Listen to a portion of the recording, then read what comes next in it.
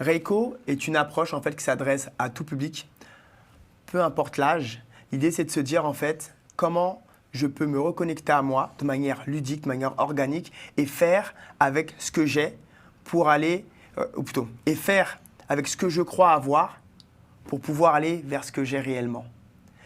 Et à partir de là, simplement être en paix parce qu'on est ancré en soi, on est en conscience. Et peu importe le niveau, qu'on soit débutant, qu'on soit professionnel, peu importe la pratique physique, Reiko peut proposer quelque chose qui soit à l'écoute, mais qui permette également aux gens de pouvoir aller vers un meilleur ou au plus juste d'eux-mêmes.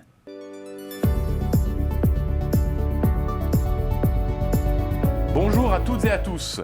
Bienvenue dans ce nouvel épisode de Coda, l'émission dans laquelle on décrypte les nouveaux codes de l'Afrique. Je suis Benoît Thiolin. Grace, bonjour. Bonjour Benoît, oui je suis Grace Libissa. Bienvenue dans ce nouvel épisode de Coda. Aujourd'hui, nous allons parler de la danse comme outil d'augmentation de notre humanité. Alors, il y a 2 semaines, dans notre toute première émission, on recevait ici Hadj Khelil, auteur de Super Papillon, un livre dans lequel il nous explique que l'IA doit être un outil d'humanité augmentée. Aujourd'hui, c'est Willy Pierre-Joseph, bonjour Willy, Bonjour. qui vient nous partager sa vision. Merci d'être avec nous. Bienvenue dans Coda, Willy. Vous avez un parcours riche et surprenant. Est-ce que vous pouvez nous expliquer comment est-ce qu'on passe d'étudier la robotique, construire des robots, des machines, a priori quelque chose de très désincarné, à la chorégraphie et à l'ingénieur social que vous êtes? Comment est-ce qu'on passe de l'un à l'autre? Alors, comment on passe de l'un à l'autre? Alors déjà, je vais vous expliquer un petit peu moi mon parcours. Je suis né dans les années 80. Oui. Et dans les années 80, il y a plusieurs choses en fait. Il y a Michael Jackson qui est là, qui influence grandement en fait tous les jeunes de ma génération. Mais je suis aussi issu d'une famille, une culture afro-caribéenne dans laquelle il y a la danse, le mouvement qui s'inscrit lors d'événements, mais également au quotidien. Mais à côté de ça, j'ai été aussi éduqué avec les Legos. Et donc du coup, pour pouvoir canaliser mon énergie, on me donnait une boîte de Lego et très rapidement, les premières constructions que je faisais, c'était des petits robots, des petites machines. Au début, je suivais un petit peu ce qui était inscrit dans les livrets de construction et puis très vite, je mettais ça de côté pour moi construire mes propres œuvres, mais tout en maintenant cet intérêt et cet engouement par la danse, pour la danse, pour le mouvement, pour tout ce qui est de l'ordre de la représentation scénique. Et puis, il y a eu un film qui m'a beaucoup touché, un film de Michael Jackson qui s'appelle Moonwalker. Bien sûr, bien sûr. On est un peu influencé On par y Michael pensait. Jackson. N'est-ce pas? aussi. Et dans ce film, je ne sais pas si vous vous rappelez de ça, il y a un moment donné où il se transforme en robot. Oui, absolument. Et là, à ce moment-là, je me suis dit, ah, il y a un lien en fait entre tout ce qui est danse, mouvement, mais également tout ce qui peut être en lien avec la robotique, en lien avec la transformation, en lien avec le fait de passer d'un état à l'autre. Et donc du coup, moi, ce film-là, il m'a beaucoup touché. Mes constructions en Lego se sont beaucoup orientées vers ça, et je me suis dit, ben, tiens, collège, arrivé au lycée, je me suis dit, ben, on a un choix à faire. Et moi, j'ai fait le choix de faire un bac génie mécanique pour justement m'orienter en fait dans cette direction-là. Et en l'occurrence, lorsqu'on étudiait la génie mécanique, il y a plusieurs disciplines qui nous permettaient de pouvoir comprendre comment fonctionnaient les systèmes, comment programmer peut-être des feux, comment calculer des tensions, etc., qui m'orientaient dans cette direction-là. Mais du coup, ces robots que vous appreniez à construire, de certaine manière, c'était plus des robots un peu, entre guillemets, cyborgs, c'est-à-dire au fond qui cherchent à imiter ce qu'est l'être humain, plutôt que des machines un peu qui s'éloignent beaucoup de cet imaginaire-là. Complètement. D'accord. Complètement. C'était des formes humanoïdes. C'était complètement des C'est formes comme ça qu'on dit merci d'avoir trouvé le mot que je cherchais. Pas de souci, c'était complètement des formes humanoïdes parce que à ce moment-là, effectivement, il y avait cette envie en fait de voir comment en fait le potentiel humain, le potentiel de notre corps allait pouvoir être exploité, développé à un endroit qu'on ne connaît pas encore.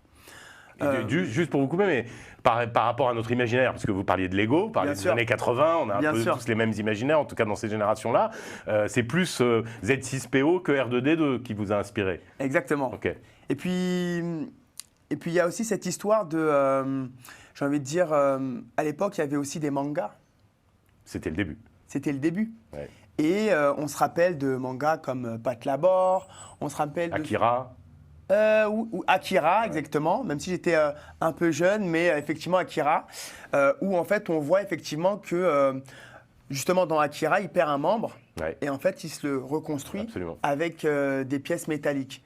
Et voilà, c'est ce genre de scène où je me suis dit, tiens, c'est intéressant parce que ça veut dire que pour l'humain, il y a peut-être des solutions de continuer à être dans son intégrité, voire même aller au-delà, même lorsqu'en fait il est amputé d'un membre ou éventuellement s'il est tétraplégique ou si il a un handicap physique ou mental quelconque. Et c'est ce qui m'a au début, moi, passionné dans cette idée en fait d'aller dans la robotique, c'est de pouvoir penser en fait des systèmes qui vont pouvoir être au service de l'humain. Mais du coup, alors, avant de passer peut-être à la danse et de plus concrètement sur ce que vous faites aujourd'hui, pour continuer un tout petit peu encore dans cette parenthèse sur la robotique, au fond, j'imagine que vous êtes un admirateur, ou vous regardez, comme nous tous, les vidéos qui se succèdent sur les médias sociaux de Boston Robotics, par exemple, Bien sûr. où on voit des espèces de quasi-machines humaines, en Exactement, fait. exactement. Et puis, il y a cette tendance-là, et puis il y a l'autre tendance qui sont les exosquelettes, où en fait, on est dans une voie très différente. C'est plus la machine qui cherche à imiter l'homme, mais c'est l'homme qui va lui-même utiliser, je ne sais pas comment vous le dites, des machines pour s'augmenter lui-même, mais en restant humain. Comment est-ce que vous jugez ces deux pistes différentes ? C'est intéressant parce que pour moi, c'est deux faces d'une même pièce. C'est-à-dire que lorsqu'on construit en fait des machines autonomes avec un aspect humanoïde, se pose la question de nous-mêmes, comment on se projette dans ces machines. Se pose la question de à quoi vont servir ces machines si ce n'est pas faire ce que nous, on sait déjà faire, mais en mieux. De l'autre côté, se pose la question de, finalement, lorsqu'on prend un exosquelette, est-ce qu'on n'essaye pas de faire, nous, ce qu'on sait déjà faire, mais en mieux ? Donc c'est vrai que moi, comment j'observe en fait ces deux choses, je me dis que dans tous les cas, on est dans une réflexion sur l'amélioration de compétences humaines. D'un côté, avec une machine qui est complètement autonome et qui va pouvoir prendre des risques qu'on ne peut pas prendre nous. Récemment, j'ai vu des machines qui ont été équipées pour aller explorer les épaves du Titanic. Alors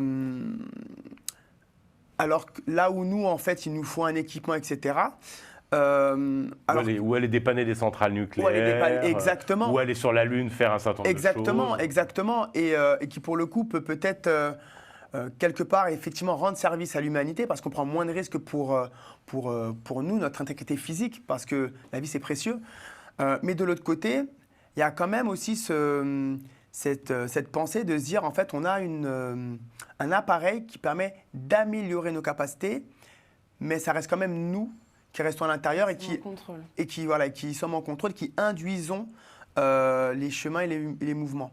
Donc ça veut dire que la programmation, dans l'un, elle est mise en fait dans la carte mère de la machine, qui, au bout d'un moment, devient autonome et qui va suivre le programme qu'on lui a inculqué. De l'autre, c'est simplement nous et notre éducation et la manière dont on nous a appris à piloter l'engin qui va faire que l'engin va pouvoir déployer ses capacités. Ok.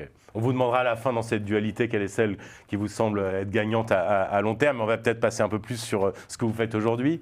En fait, pour faire le lien et pour comprendre surtout, parce que vous avez créé une méthode de danse qui s'appelle Reiko, donc on aimerait savoir ce que c'est exactement, que vous nous en parliez, que vous nous disiez ce que Reiko signifie, mais surtout, est-ce que vous pouvez nous dire ce que vous avez gardé de la robotique dans ce que vous faites aujourd'hui, s'il y a des ponts, si vous vous en êtes complètement éloigné, pour bien comprendre. Alors, donc, pour comprendre comment Reiko a été construit, il faut que je vous donne un petit peu sa genèse. Et donc, la vie a fait que, les problèmes de vie ont fait que, plutôt que de m'intéresser au système robotisé, je me suis intéressé au système humain. À savoir, de la même manière dont on programme une machine, j'avais besoin de comprendre de la manière dont est programmé un humain. Et donc finalement, cet intérêt pour la programmation et pour comprendre comment fonctionne un système, en fait, je l'ai déporté sur de l'humain. Et c'est comme ça que je suis allé faire des études en psychologie. Donc je suis allé à la fac, j'ai fait des études en psychologie. Et puis, étant quelqu'un qui est d'assez pragmatique et qui s'incarne dans la matière, j'ai pas forcément trouvé mon compte à 100% dans la psychologie. Pour moi, il me fallait quelque chose que j'appellerais la psychologie appliquée, même si ça ne veut rien dire en soi, mais avec mes mots, ça a signifié en fait m'orienter plus vers le secteur de l'éducation spécialisée. Comment je fais pour comprendre le fonctionnement humain et comment je fais pour pouvoir agir en proposant un accompagnement, donc en proposant un autre système pour que ces personnes-là puissent exister autrement. Quelque chose de plus concret, donc. Quelque chose de... Puisque vous parlez de réflexion et d'action, vous aviez besoin des deux. Donc exactement, exactement. Et donc, mais attention, la psychologie propose aussi des actions concrètes. Mais c'est vrai que moi, j'avais besoin d'être sur le terrain. Sur le terrain, c'est-à-dire être dans un quotidien avec les personnes pour voir en fait comment les stratégies éducatives qui sont mises en place vont pouvoir induire les gens dans des choses. Mais également comprendre que finalement, en fait, un système n'est jamais totalement indépendant. Il est toujours imbriqué dans un autre système. À savoir, on n'est pas un individu seul qui naissons seul. On est un individu qui sommes également le fruit de l'amour de nos deux parents, ou en tout cas le fruit de deux parents qui eux-mêmes s'imbriquent dans un système culturel, qui eux-mêmes s'imbriquent dans un système beaucoup plus grand qui s'appelle l'humanité. Et ce qui est important dans ça pour moi, c'est de pouvoir comprendre que en agissant en fait à une échelle plutôt macro, donc au niveau de l'individu, j'allais pouvoir avoir des impacts sur un système beaucoup plus, non pardon, un système micro au niveau de l'individu, c'est un système macro au niveau beaucoup plus global, mais également comprendre comment un système macro fonctionne qui a un impact sur l'individu. Ce qui veut dire que finalement, on est les résultantes d'un environnement. Et ça, c'est aussi important parce que ça a aussi beaucoup conditionné ma vision de la danse.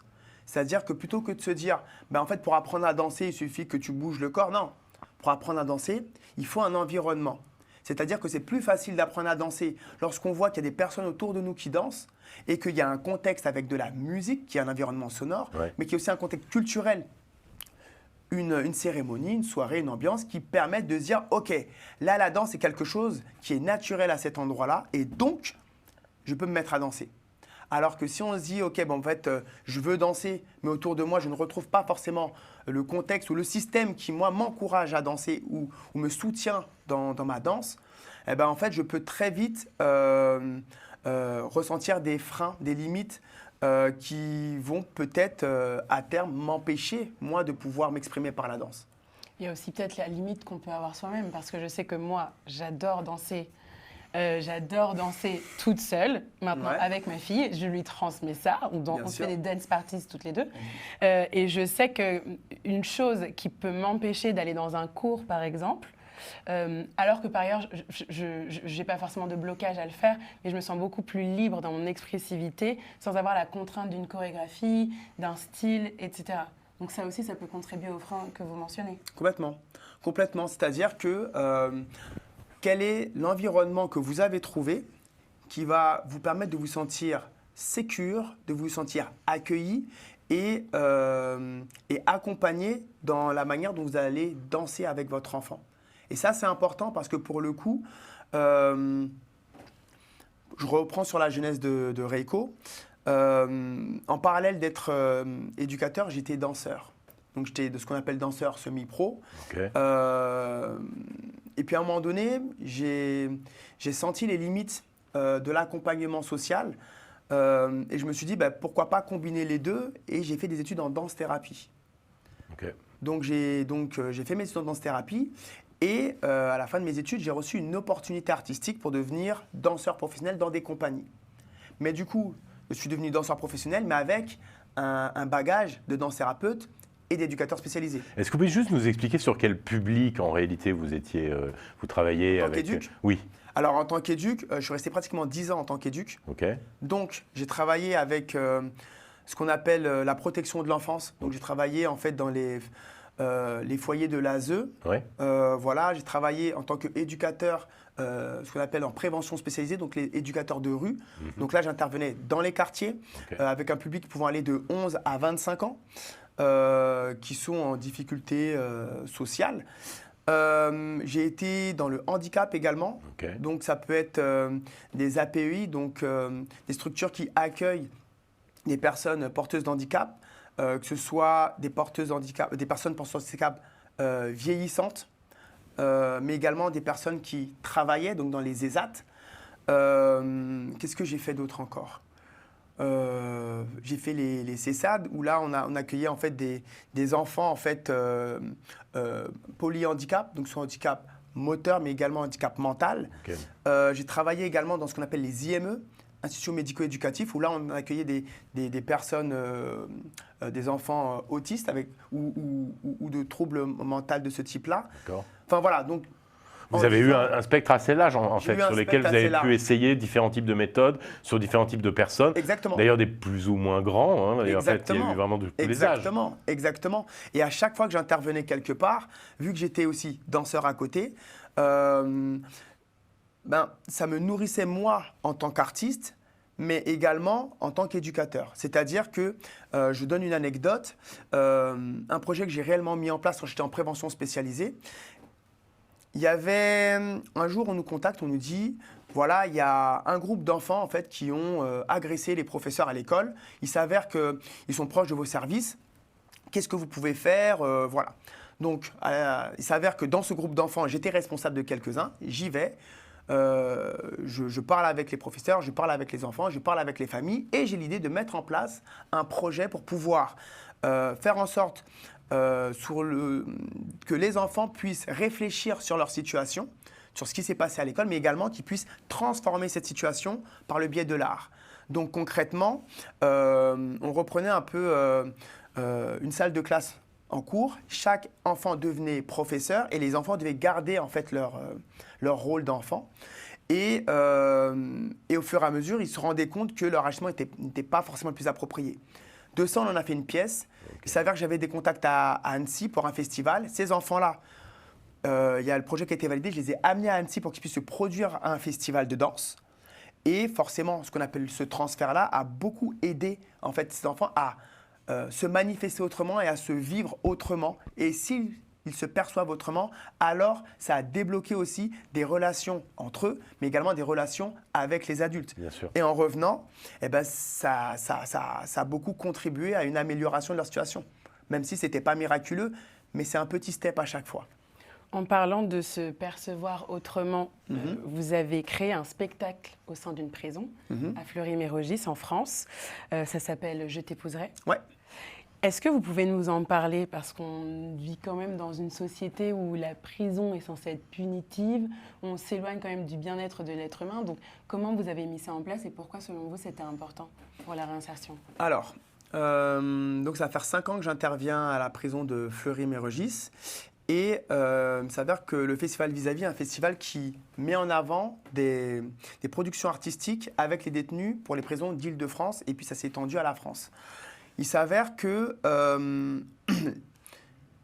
l'anecdote de « Je t'épouserai », c'est j'interviens dans une autre prison, la prison de Mende, et il y a un détenu qui vient et qui me dit « Voilà, ce que tu fais c'est génial, mais par contre moi je ne me sens pas de danser, mais est-ce que tu peux m'aider à faire ma chorégraphie de mariage ?»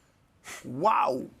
Je lui ai dit « Tu sais quoi, si ça peut être un moyen pour toi de trouver une motivation, on y va. » Ce détenu n'est jamais revenu, voilà, parce qu'il devait avoir parloir ou autre chose, mais j'ai gardé quand même cette idée de me dire, en fait, lorsqu'on a une motivation assez forte à l'extérieur, ça peut nous permettre en fait de régénérer en fait des énergies de vitalité, d'avoir envie de faire mieux.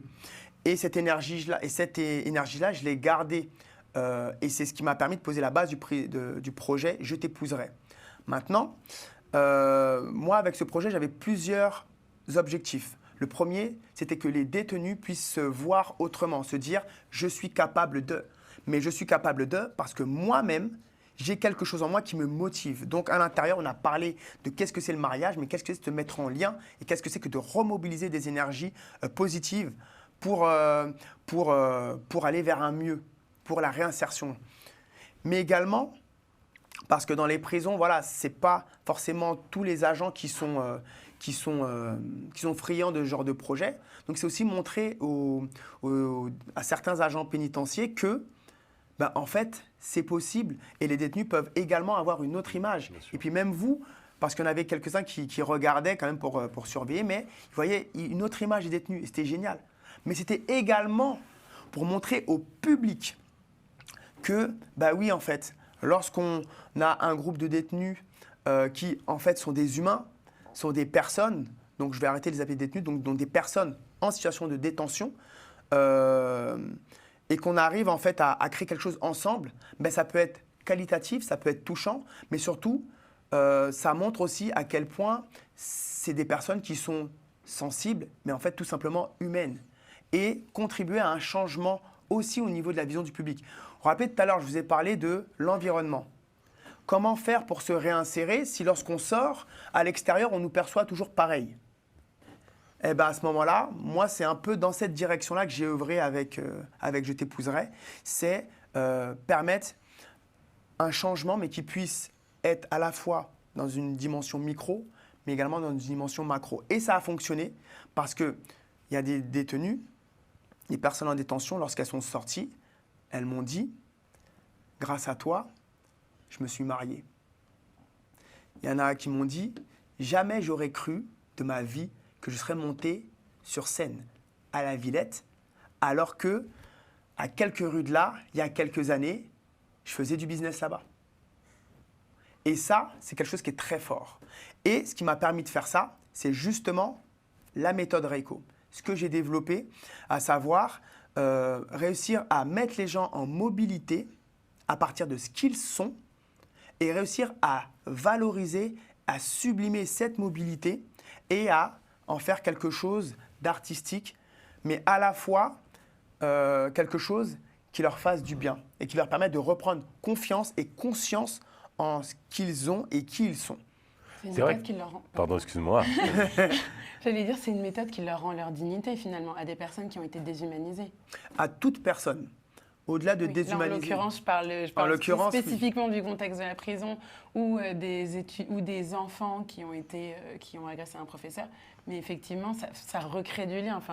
Ça recrée du lien, ça permet de se dire « Ah ben tiens, je suis capable de... Ah ben tiens, jusqu'à maintenant, je ne pensais pas que c'était possible parce que peut-être que mon environnement m'a renvoyé uniquement l'image de l'incapacité. » Bien sûr. Beaucoup de gens disent « Ah, je ne peux pas danser, je ne suis pas souple, je ne peux pas faire le grand écart. » Parce qu'on a dit un jour, il y a un dictat qui a dit un jour, pour être danseur, il faut être souple, il faut savoir faire le grand écart. Non. Être danseur, c'est simplement danser. Et tout le monde est danseur, tout le monde est en capacité de danser, avec plus ou moins... Là, je m'en souviendrai. Avec plus ou moins un confort, une aisance corporelle et un niveau technique. Mais en vérité, ce qui est important, avant même de penser technique, c'est de penser connexion à soi et aussi connexion aux autres. En tout cas, votre discours change un peu des habituels discours qu'on entend très sombres en général sur la prison et sur le fait que la réinsertion est difficile à la sortie. Là, les exemples que vous nous donnez, c'est plutôt justement une image assez positive et sur le fait qu'on peut se changer en prison, qu'on peut se découvrir soi au fond et du coup emporter ça comme bagage au moment où on sort. Vous travaillez encore avec des anciens, entre guillemets, détenus. On n'a plus du tout envie de les appeler détenus d'ailleurs, après vous avoir entendu. Non, des êtres humains. Des êtres humains. Qui ne sont plus juste des personnes qui existent dans la vie au quotidien. Alors non, je ne travaille pas à l'extérieur avec des personnes, pas par manque de volonté, mais simplement parce que souvent ce qui arrive, c'est qu'on reste en lien un petit temps, et puis à un moment donné, en fait, ils font leur vie, et puis après c'est OK. Mais par contre, je sais qu'il y en a qui regardent un peu ce que je fais sur les réseaux et de temps en temps, il y a le petit clin d'œil et puis de temps en temps, voilà, il y a des choses en fait qui font sentir que ce qui s'est passé entre nous pendant ce moment-là a été quelque chose qui a vraiment marqué et qui a été décisif. Est-ce que ces séquences sont, on est à l'heure des réseaux sociaux, de ces petits appareils-là, est-ce que le fait de faire ce genre de spectacle, de se filmer, de les envoyer à la famille, est-ce que ça a été quelque chose aussi qui a été, que vous avez remarqué ou... Pour parler de toujours Je t'épouserai, c'est ça? Oui, par exemple. Ouais. Alors, oui, le jour du spectacle, il y a des personnes qui sont venues, des familles qui m'ont dit, ben en fait, on ne savait pas qu'il était capable de ça. Et en fait, pour l'une des rares fois de notre vie, on a été fiers de lui. Et ça, dire ça à un jeune qui a 20 ans, qui est en détention, Bien sûr. je t'aime mon fils, je suis fier de toi, waouh, Une belle récompense. c'est une sûr. belle récompense. Vous avez beaucoup, vous êtes d'origine caribéenne, Oui, Guadeloupe. mais vous êtes, je crois que vous êtes pas mal formé, notamment en Afrique et au Sénégal et au Bénin. Ouais. Est-ce que vous pouvez nous dire en quoi ça a été formateur, en quoi ça a été important dans votre parcours? Alors, moi, dans mon parcours personnel, j'ai fait plusieurs styles de danse. Donc, j'ai commencé par le hip-hop, parce que je suis né dans les années 80, mais en parallèle, dancehall, parce que dans la culture caribéenne, il y avait ce qu'on appelait le ragamuffin, qui était lié aussi au dancehall. Voilà, moi, je suis né dans cette période-là, donc j'ai toujours eu en fait ces deux aspects en moi. Et puis, au fur et à mesure du temps, j'ai voulu mélanger les choses, et puis j'ai pas forcément trouvé d'écho au niveau de mes pairs, et j'ai plutôt ressenti du rejet. Et je me suis dit, bah, tiens, j'ai un choix à faire. Est-ce que je fais le choix de moi, ou est-ce que je fais le choix de me plier à une norme, finalement, à faire soit l'un, soit l'autre, comme on explique. Puis finalement, j'ai dit non. Donc, j'ai commencé à m'intéresser au jazz, au modern jazz, aux danses académiques, mais également à la capoeira, etc. Et puis, j'ai développé naturellement une danse avec des ondulations de la colonne, avec une circulation, des transferts de poids assez particuliers. Et puis, un jour, je regarde une vidéo, et puis, je me dis, mais waouh, cette personne-là, elle danse comme moi, je danse comme elle, il y a quelque chose. Et il s'avère que c'était une danse qui s'appelait le zinli. C'était une danse qui existait déjà et qui est une danse du Bénin. D'accord. Je me suis dit, waouh, comment ça se fait que je n'avais jamais vu cette vidéo, mais que naturellement, j'ai développé en fait cette chose-là. Donc pour moi, je me suis dit, c'est qu'en fait, il y a un héritage. Vous savez que la culture caribéenne, elle s'est constituée par rapport à l'esclavage. Bien sûr. Et je me suis dit, bah, effectivement, il y a peut-être un bagage chez moi, à cet endroit-là, qui fait que naturellement, j'ai développé cette danse. Et donc, je me suis dit, bah, ça peut être intéressant d'aller peut-être à la source. Et donc, le premier endroit où je suis allé, c'était au Burkina. Au Burkina, je suis allé au CDC de la Termitière. J'étais en résidence là-bas pendant 1 mois. Et donc, j'étais avec une compagnie, on crée un spectacle. Mais vous savez qu'on est là-bas, on n'est jamais isolé seul. On est au milieu, en fait, des autres danseurs qui participent également à l'environnement. Et là, je vois des danseurs qui bougent, qui dansent. Et en fait, avec lequel ma sensation vibre avec eux. Je me dis, waouh, c'est génial. Comment ça se fait en fait que cette sensation-là, je ne l'avais jamais eue en étant à Paris en l'occurrence. C'est peut-être qu'en fait, je me sens assez proche de cette manière de bouger. Ça m'a mis sur une piste, j'ai commencé à me renseigner. J'ai pris des cours de danse traditionnelle africaine. Et je précise les pays. Donc ça a été Mali, ça a été Côte d'Ivoire, ça a été Guinée. Principalement. J'ai été dans des compagnies avec des danseurs, des chorégraphes afro-contemporains. Et en fait, ça m'a renforcé en fait, dans ma manière de bouger. Et j'ai eu une opportunité pour aller au Bénin, pour aller dans un village vaudou, où là, en fait, pour moi, ça a été quelque chose de très puissant parce que j'ai pu voir, en fait, de mes yeux, j'ai pu voir de mes yeux ce qu'on appelait la danse zinli. J'ai pu assister à des cérémonies, j'ai pu voir des choses. Et je me suis dit, bah ouais, il y a quelque chose qui vibre terriblement en moi à cet endroit-là. Et pour lequel je sens que c'est comme une espèce de mission en fait, qui s'était révélée. À savoir une mission de moi-même, de me reconnecter en fait avec cette part de moi au travers de cette reconnexion par la danse, par le mouvement, au continent. J'allais dire, c'était un retour à soi. C'est un retour à soi. Mais je reste quand même très connecté à ma culture guadeloupéenne. Mais si vous voulez, pour moi, ça a fait un pont. Et qui s'est d'autant plus renforcé quand je suis parti au Sénégal pour faire la formation à l'école des sables de Germaine Aconi, où là, pour le coup, non seulement au Bénin, j'avais vu le Zinli, mais là, en fait, il y a un professeur, Richard, qui nous a appris, qui nous a un petit peu montré, parce que je ne peux pas prétendre danser le Zinli, mais il nous a un peu montré quelques mouvements, les chants qui sont associés. Et puis à partir de là, on est parti à l'île de Gorée. L'île de Gorée, vous savez, il y a la maison des esclaves. Bien sûr. Et puis en étant là-bas, on comprend des choses, on ressent des choses, et puis je me rends compte, enfin non, plutôt on me dit, tiens, tu sais qu'il y a la statue de la libération de l'esclavage là-bas. Waouh, j'y vais. Qu'est-ce qui se passe ? Là, je vois plein de personnes antillaises qui sont là et qui me disent, en fait, c'est un lieu de pèlerinage. Pour toute personne, en fait, qui souhaite se reconnecter à lui-même et à ses origines, à sa racine africaine, cet endroit-là, il y a une statue libération de l'esclavage, mais il y a également la même en Guadeloupe. C'est-à-dire qu'en fait, les deux statues ont été érigées pour pouvoir permettre cette connexion. Voilà. On va avoir du mal. On vous voyait onduler tout à l'heure sur la table. Je peux rajouter des choses par rapport à, Bien sûr. à Reiko, du coup. Bien sûr. Alors, Reiko, c'est une méthode que j'ai développée qui, à la base, était d'abord une résilience pour moi.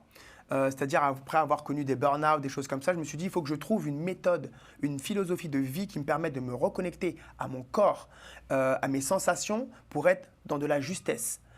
Et puis, de cette philosophie, on a découlé une méthode qui consiste à générer de la sensation par des installations, par des objets, et ensuite utiliser cette sensation pour pouvoir le transformer en mouvement, puis en danse, puis en chorégraphie.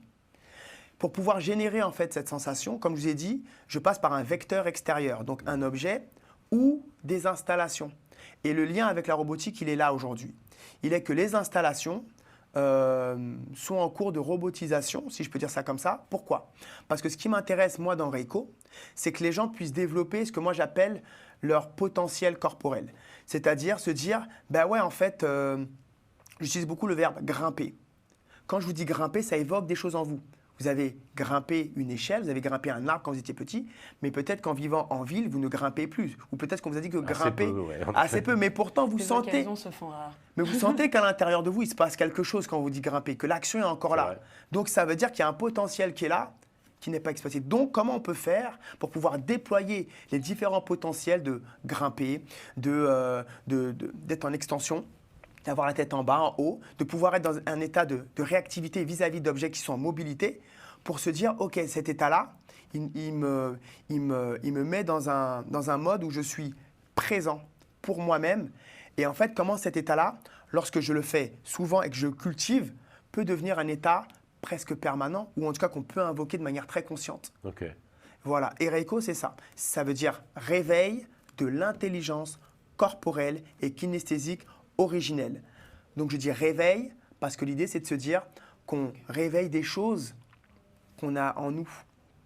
Et la robotique pour moi, elle est là pour pouvoir soutenir ce réveil. Elle n'est pas là pour pouvoir endormir le corps. Elle est là pour pouvoir le révéler, lui permettre d'aller au plus loin de son potentiel. Mais juste pour comprendre encore une fois, et j'insiste un peu sur les Bien robots, sûr. mais c'est ma casquette un peu tech. Non, mais c'est bien, c'est bien. Est-ce que vous jouez avec des robots dans la danse que vous effectuez, ou est-ce que votre danse elle-même ressemble beaucoup à celle des robots qu'on pourrait imaginer ? Est-ce que les Legos de votre enfance, on les voit un peu se mouvoir au fond dans la danse que vous incarnez ? Alors, l'idée, c'est plutôt de construire un environnement mobile, interactif, qui vous permet à vous d'être en mobilité.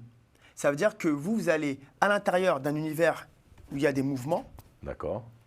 vous mettre vous en mouvement, mais de manière organique. D'accord. Et vous permettre de vous redécouvrir, de vous reconnecter à vous-même. Parce que s'il y a un élastique qui bouge, vous allez peut-être, dans le cadre de l'installation et du jeu, vouloir l'éviter. Mais c'est presque comme un parcours de jeu vidéo, en fait. C'est C'est un peu ça. Mario Bros. Exactement, D'accord. c'est exactement ça. Mais maintenant, la suite, c'est là les secrets de la méthode. C'est-à-dire, OK, on est dans Mario Bros, on joue, on saute, etc.